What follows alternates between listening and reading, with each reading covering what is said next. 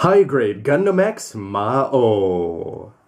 Hey, what's up again, everybody? It's Robert184, 2Rs2Bs, GundamReviews.net. And Yorisei and Reiji have developed some friendships over the course of the show, and you know they're only going to get better. Here we've got Yasaka Maoh's custom Gundam X, and you can see from the empty plates that it's all put together. So let's take a look at the individual parts before we get to see the power of the moon with this MS.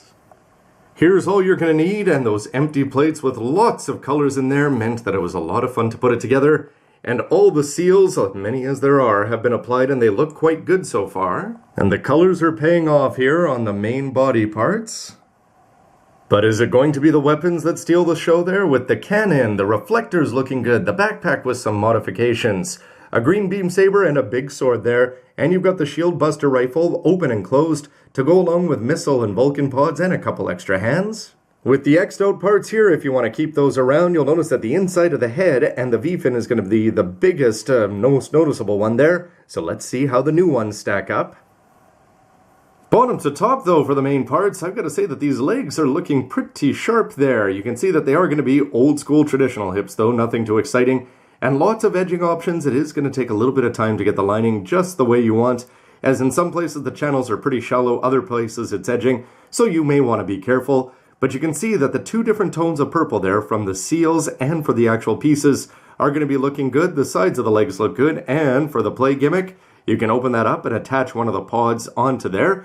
And the ankles themselves, you can see, are going to have a little bit of mobility. The foot up and down, you can see that moving well side to side. And this is also going to have, in addition to the nice light blue there, some purple seals down there. I probably could align that better. And the knee, well, you're only going to be getting 90.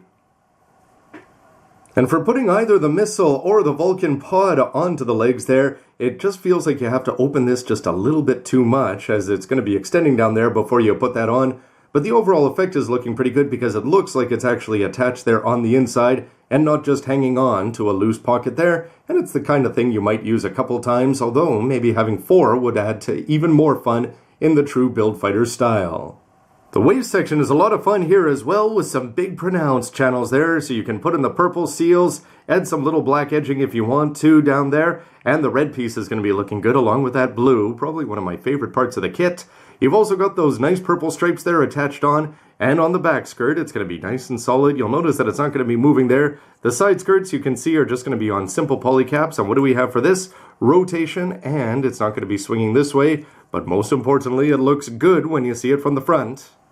A trend which only continues when you move up here. So the shoulders are going to pop forward, and look at that. The blue, then the red, then the yellow, and then you've got the green looking very shiny as it needs to be. And then that is a white piece. You can imagine back in the day how that would have been a seal. No, it's all nicely done up in plastic, and on the back you're going to have a solid support there to get the all-important satellite cannon backpack attached on, with a slight movement there for the neck. With the arms perhaps not as detailed as they could be in terms of mobility and things like that, but they are still going to be looking good. That purple seal, I'm a fan of it every time. Sometimes you're going to have some ugly lines there when you cut them off. You can see I've got the remnants of my lining, so you should be careful with that. Rotate this part around, but you've got this nice purple part, so let's see how this is going to work. You can open this up and add another pod onto that. And then for the actual elbow bend, besides the rotation, only 90, sort of disappointing for a 2010 base kit. The hand is going to be moving there, and the forearm shield is looking good. Every time they put these two shades of purple beside each other, and especially in close proximity to the blue, I am a big fan. The shoulder is going to be opening up more so than the leg, so it's easy to attach on here. Just make sure that you don't pull up this seal as you're doing it, and you can push that back in. So again, missiles or Vulcans, fun, and I do sort of want 4. For the in-hand weapons, you can see that you're going to have the Buster Rifle looking okay here. You've just got a barrel, and I hope you don't mind seals for this kit, because otherwise this HG may drive you crazy. It would be easy enough to paint this on, but the purple that they've given is looking good, and this part can go up and down.